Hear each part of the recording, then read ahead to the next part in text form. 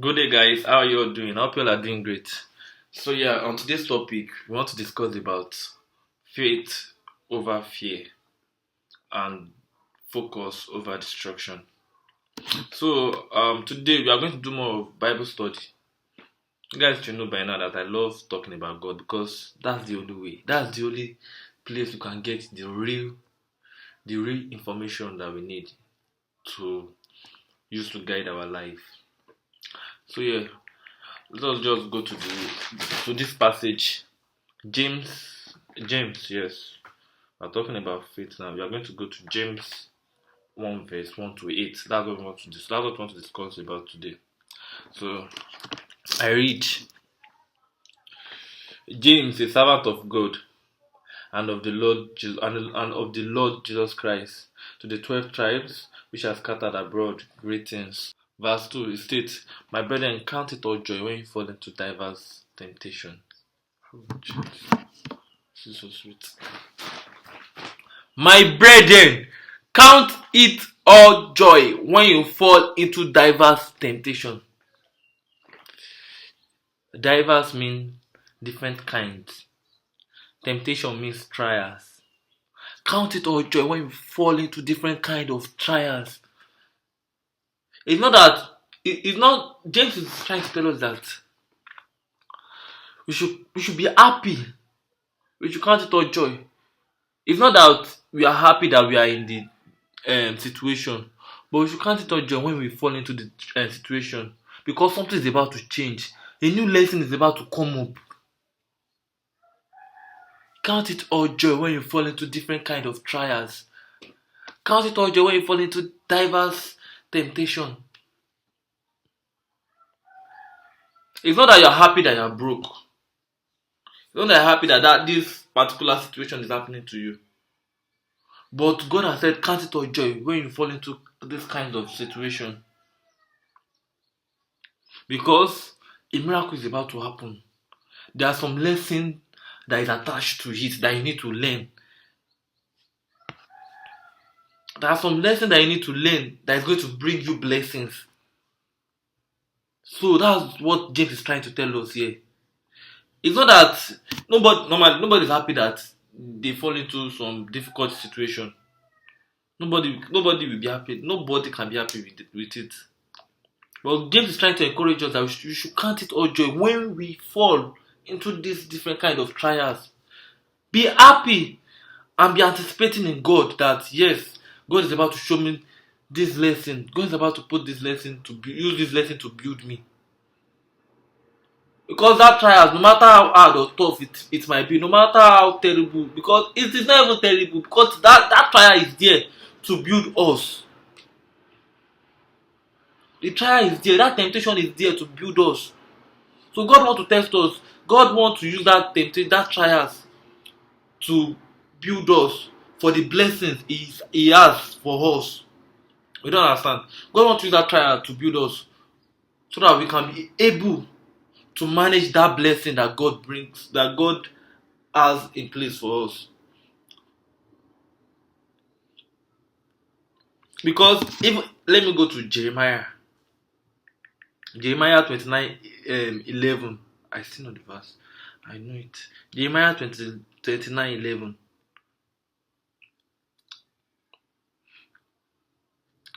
It said that, for I know, this is Jeremiah talking. This is the Lord talking through Jeremiah. For I know the thoughts that I think toward you, saith the Lord, thought of peace and not of evil, and to give you an expected end. To give you an expected end.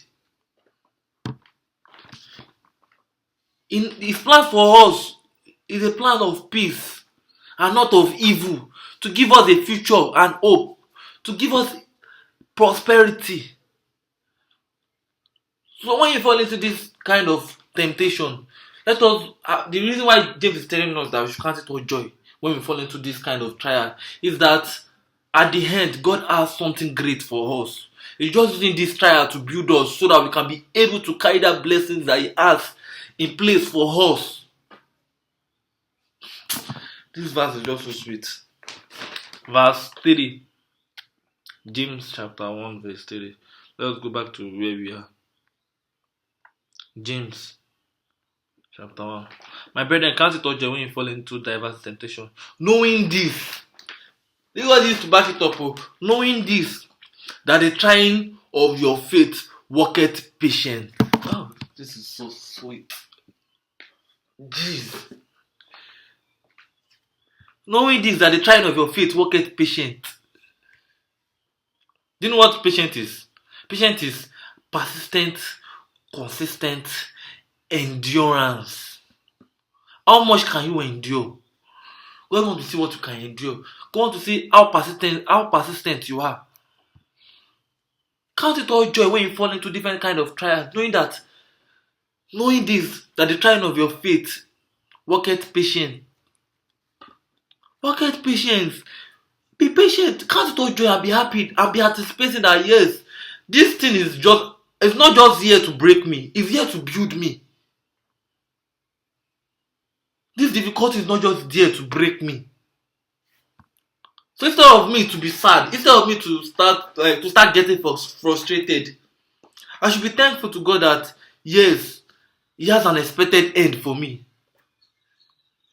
His plan for me is to prosper and not to harm me, and not of evil. You need to understand this.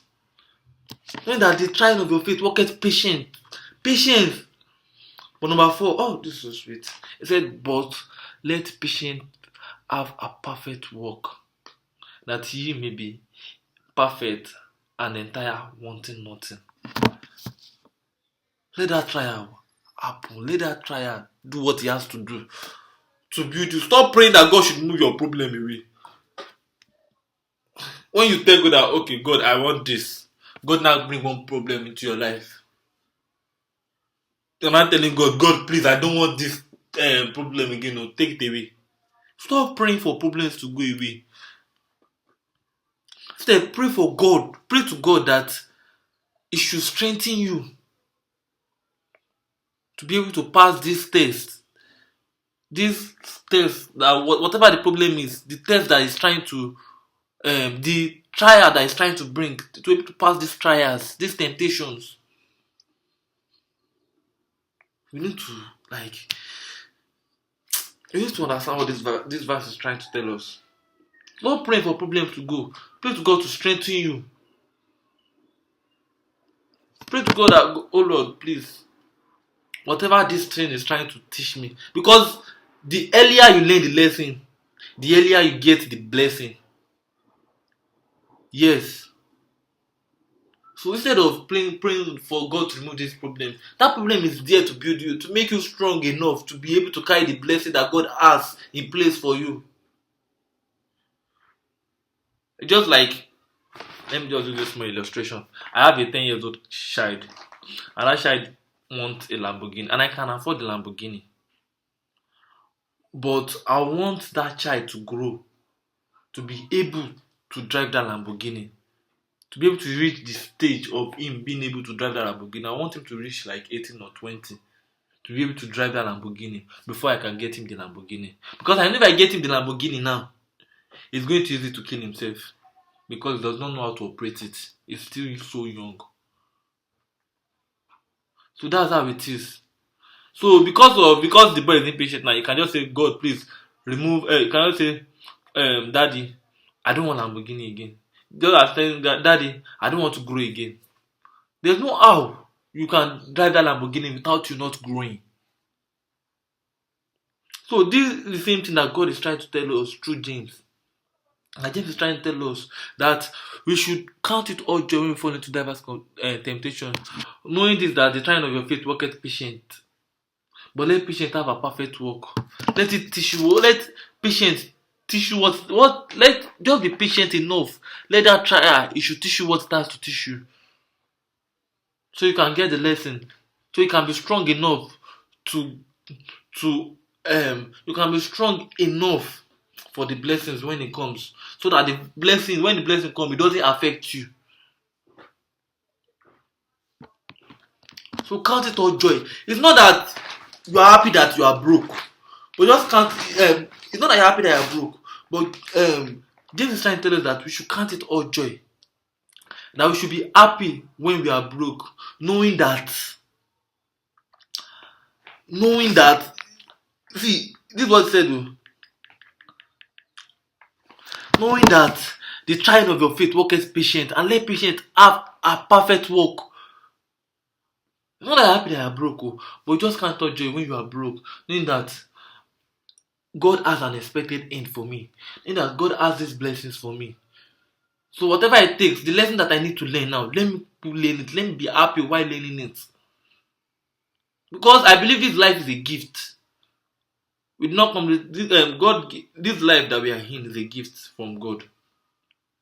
So why will you be struggling with gifts? You're just the one that is panicking. Stop panicking. That problem is there for a reason. When I was watching Jim Ron yesterday, there's one statement he made. He said, things don't just happen. Things happen just as it's supposed to happen. Things don't just happen. So that trial, you are thinking, that problem, that trial, that temptation, you are thinking the thing is too much. It did not just happen. The thing happened to do something in your life, to have an effect in your life, to build you, to make you stronger, to make you wiser, to make you better. Stop praying God should know the problem. Tell God that, oh Lord, please, in these challenges that I'm in right now, make me stronger to be able to handle it. Make me wiser, make me better. We need to start understanding what James is trying to tell us here. So verse 5.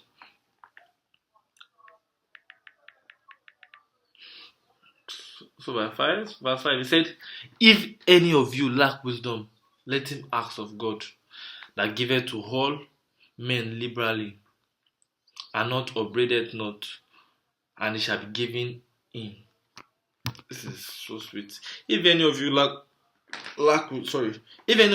wisdom, let him ask of God, that giveth to all men liberally, and upbraideth not, and it shall be given him. What this verse is trying to tell us that if you don't know how you are going to, like, that challenges that you are in, that different trials that you are in at the moment, if you don't know how you are going to handle it, if you lack wisdom on how to handle that trial, ask God. Instead of telling him to remove the trial away, ask God that, God, please give me the wisdom to be able to handle this temptation.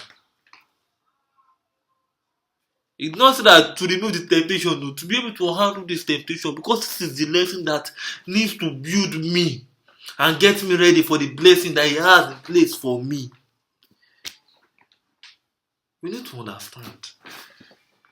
God is awesome. God is sweet. God is great. God is the best gift that anybody could ever ask for or could ever have in this life.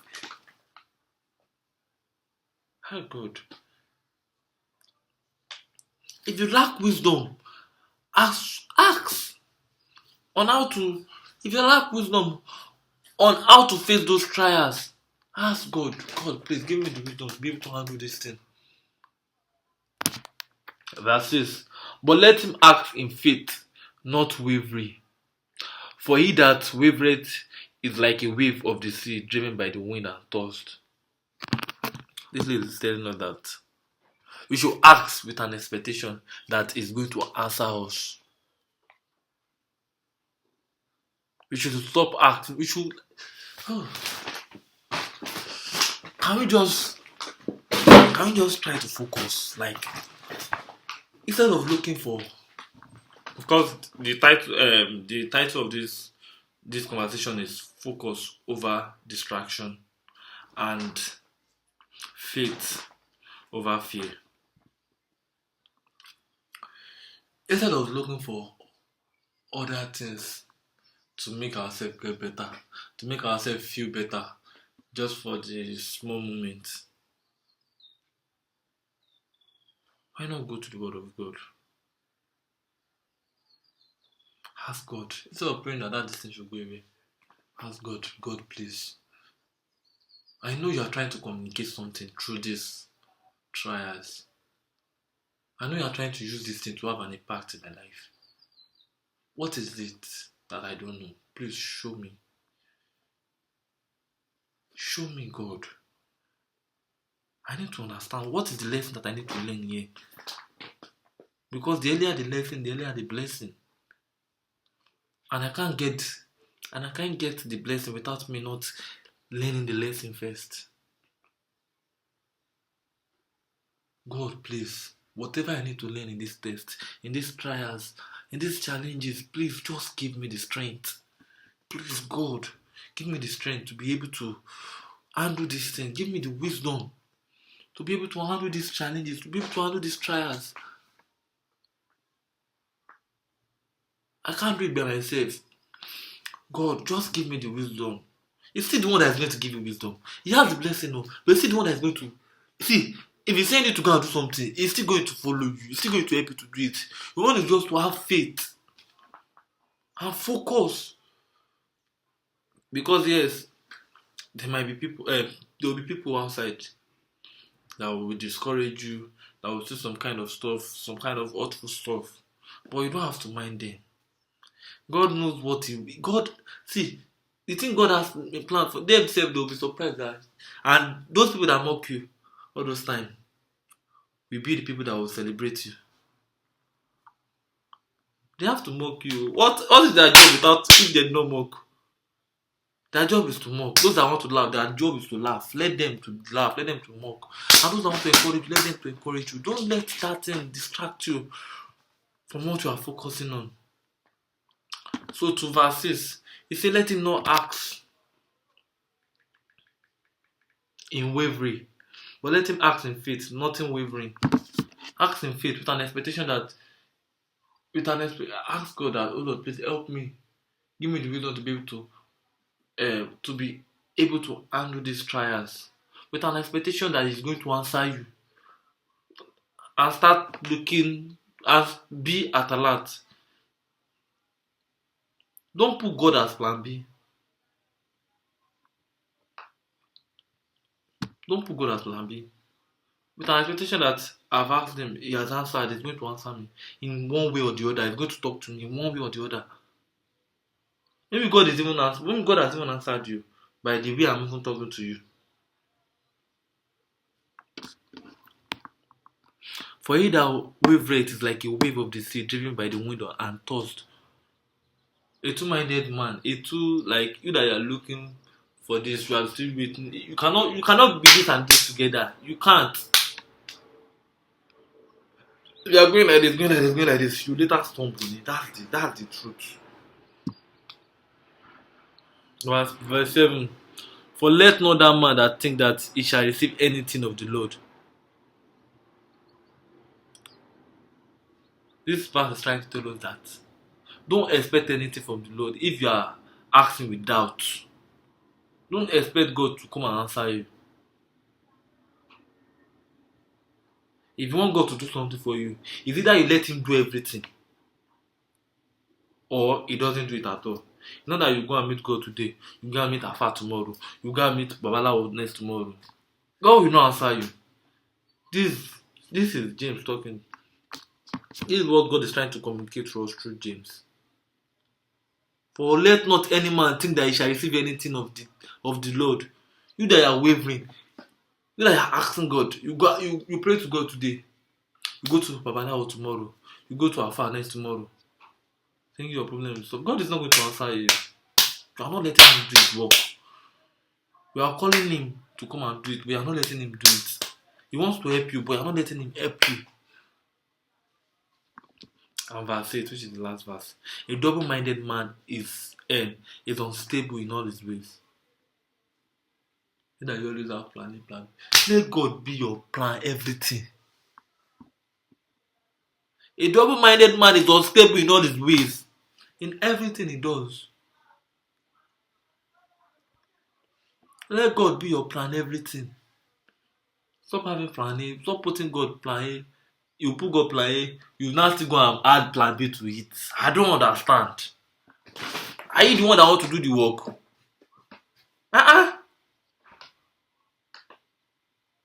Can we just start acting with faith? It's this same doubt that almost say Let's go to is it Matthew? I'm coming. Matthew chapter 13. Is it 13 or 14? No, I'm coming.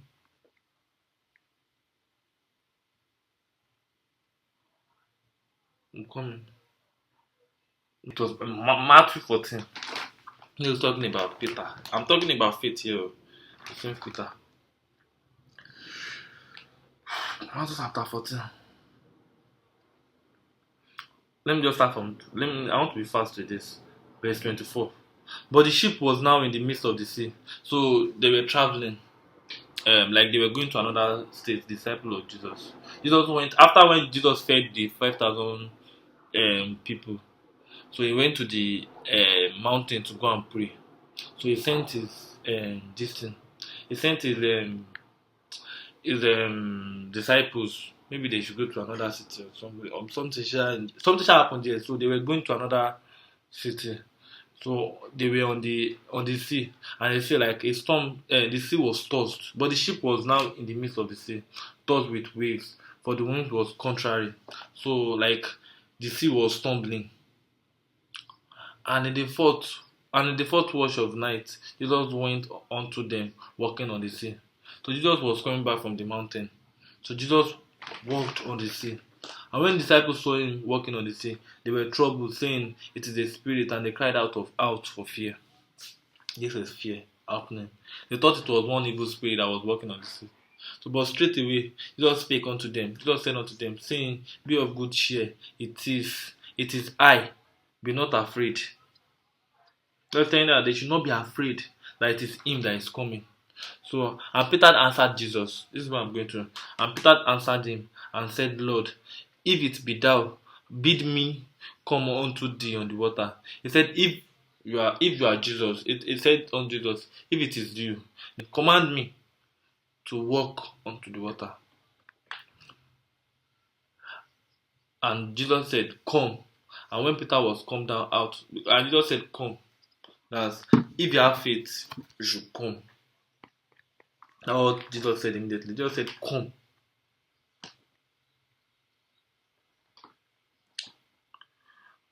Um, and he said, "Come." And when Peter was come out down of the ship, he walked onto the water to go to Jesus. But when he saw the wind boisterous, he was afraid. This is what I'm going to. The time he asked Jesus, the time he said, he said to Jesus, if it be thou, if it is you, command me to walk command me to walk on the sea to come and meet you. And Jesus said to him, "Come." See, everything is by faith. If you have faith, just said that is what Jesus tried to translate. If you have faith in me, I am your Lord. Come. At first, he walked on the water. He walked on the water. But when he saw that the wind was getting more stronger, he became afraid. He doubted Jesus at that minute. So the minute that doubt came, that was when it started sinking. Started sinking. Jesus now had to stretch his hand to drag him up. So where I'm going to is, you don't walk by sight. It's not by what you see. What you see might be scary. What you see might want to kill you. But can you just stand on the word? Can you stand on faith? Can you stand on the word that Jesus is above death? Can you stand on the word that Jesus, that your God is more than these challenges that you are facing? Same to the time that they were going with Jesus to another city to preach. That Jesus was at the back of the boat, he was fast asleep. So the wind was storming. The sea was storming. Anyhow, I did not hear English. Well, anyone. Isha was storming, Isha. So they were afraid. They went to wake Jesus. They said, "Don't you even care about us?" So Jesus stood up, he went to the sea, and he said, "Peace, be still."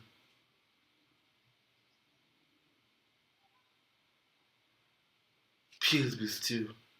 And Jesus went back to them and said, and told them that, why are you afraid? O ye little of faith. I am with you and you are still afraid.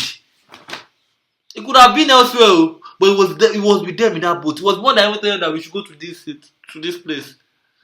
And they were afraid. Why? Like, why are you afraid?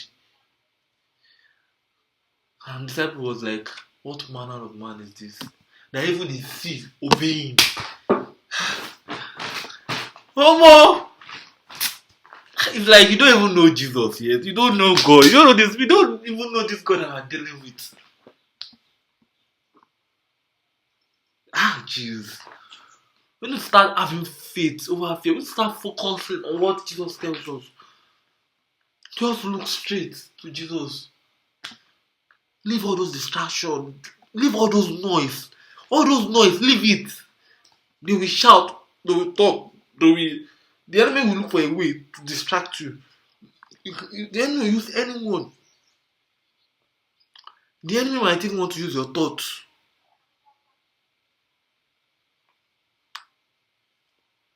Or just stay with faith. Focus on the Lord. Let your thoughts be of the Lord. Faith over fear. We don't walk by sight, but by faith. Can you not just lean on just don't lean on your understanding and trust the Lord with all your heart. Trust Him now. Trust Him. That trial is there for a reason. That challenges is there for a reason. So James is trying to tell us that stop worrying about the challenges. Instead, be happy that challenges came, because that challenges is there for a reason. It's there to build you. It's there to give you the lessons that you can use to carry that blessing that God has for you. We need to understand this. We need to understand this. God is sweet. God is good. Let me tell you one truth. Descension always precedes ascension. Before something goes up, it has to come down first. That's the law of nature. That's the philosophy of nature. That's how it is. Before something goes up, it has to come down first. Because why do you think that you have to be a baby first before you be an adult? Why is that you not just be an adult once? Or why is that a tree has to go down first before it grows up? Why is that it has to germinate its root first before it goes up? So we need to understand. We need to understand all these basic principles. You can't go against them. You cannot just fly and go up like that. No. You start from somewhere. You have to first come down first. And while you are going down, you have to be happy. You have to anticipate. Be happy that the result that this thing is bringing. Or more. Or why do you think that you have to pull a catapult back first before it moves faster to the front? Before you release it? Because you are trying to start pulling back. You have to be anticipating, be happy. You are trying to build momentum. You are trying to build your momentum back. Because you know where you are going to is very far. And why do you think that the more it goes back, the more it goes further? You are building momentum. You are getting stronger for that blessing that is yet to come. You have to be happy that the result that this is bringing is much better than this. Because God thought for us is not the thought of evil. It's the thought to prosper us. A thought of an expected end. That is plan for us. Go and check Jeremiah 29 verse 11. We need to start walking by faith. Faith. And start focusing on Jesus only. And focusing on His word. Obeying the principle. Applying the principle that we need to apply. Apply the principle that we need to apply. Do the thing that is meant to be done. Then leave the remaining to God. You can't do God work and God can't do your work. Stop putting God as plan B. Let God be the plan everything. Don't even put God as plan A and still have another plan B. Let him be your plan A to Z. Let him be your plan everything.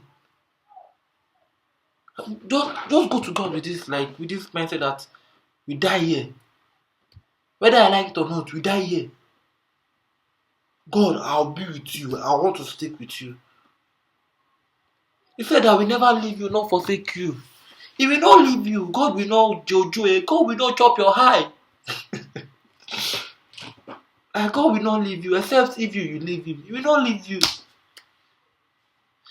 If God has left you, all the sin that you sin, immediately you would have been dead. But it was His grace that kept you till now, that kept you and me. Myself, I'm nothing without God. We need to understand this thing, this simple principle. But we have to have faith. And we need to focus. We need to focus. Focus on the intention. Focus on Jesus only, and not on the distraction. We need to start working with faith. Start doing things with faith and not with fear. I just hope this bless. Thank you. I love you all. Take care.